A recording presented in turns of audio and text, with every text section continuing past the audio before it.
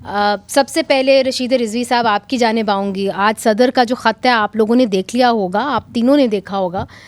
मुझे ये बताइए कि कोई दरमियानी रास्ता सदर ने इख्तियार किया है, चूँकि उन्होंने इलेक्शन कमीशन को हदायत दी है कि आप सियासी जमातों से बात करें, आप जो है प्रोविंशियल हुकूमतों से बात करें और फिर आला अदलिया से रजू करके आप एक डेट सेट करें। तो इस ख़त की कानूनी हैसियत क्या है? उन्होंने जो प्रोसेस एडवाइस किया है सदर साहब ने, मैं समझता हूँ 90 दिन तो उसी में गुजर जाएंगे।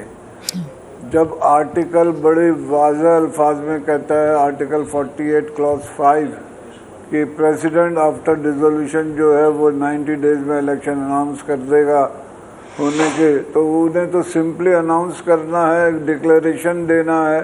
ख़त व किताबत तो समझ में नहीं आता कि सदर साहब कैसे इलेक्शन कमीशन से ख़त व किताबत कर रहे हैं कि ये कर लें वो कर लें। डायरेक्शन वो नहीं दे सकते हैं कि ये करो वो करो ये मत करो।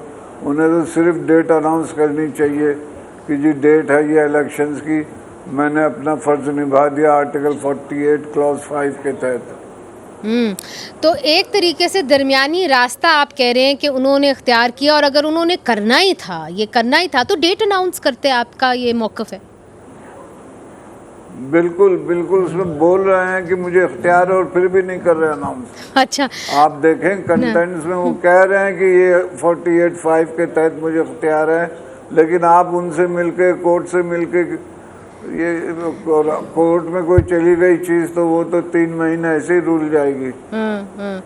तो आबिद साकिब साहब, रशीद रिजवी साहब की बात आपने सुनी। वकला बरादरी तो ये कह रही थी कि हम सदर के पीछे हैं, उनको चाहिए कि भाई डेट जो है अनाउंस करें, और हम चाहते हैं कि 90 दिन के अंदर इलेक्शंस हो जाएं। पाकिस्तान बार काउंसिल की भी एक स्टेटमेंट आ गई थी, सुप्रीम कोर्ट बार एसोसिएशन भी बड़े वाजे है अपनी स्टेटमेंट के अंदर।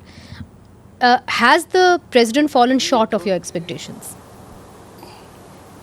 ये सही बात यह है कि सदर के पास डेट अनाउंस करने का इख्तियार है और वो उसी को अपना इख्तियार एक्सरसाइज करना चाहिए था।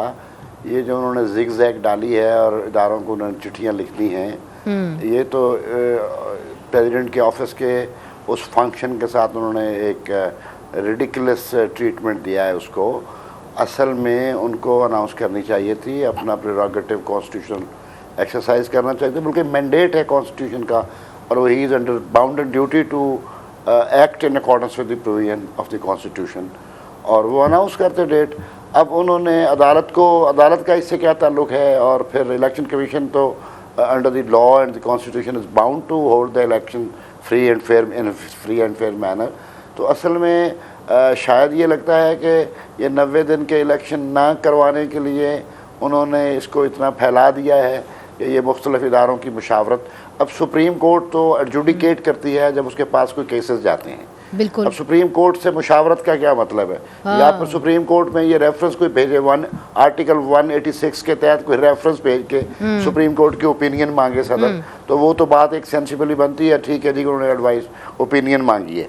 लेकिन अब सुप्रीम कोर्ट को इन्वॉल्व करना है इलेक्टोरल प्रोसेस में और इलेक्शन प्रोसेस में, और एक ख़त लिखना, मैं समझता हूँ ये इसके पीछे कुछ शायद कोई और मुहर्रिकात कार फरमा हो, आप कुछ कह नहीं सकते।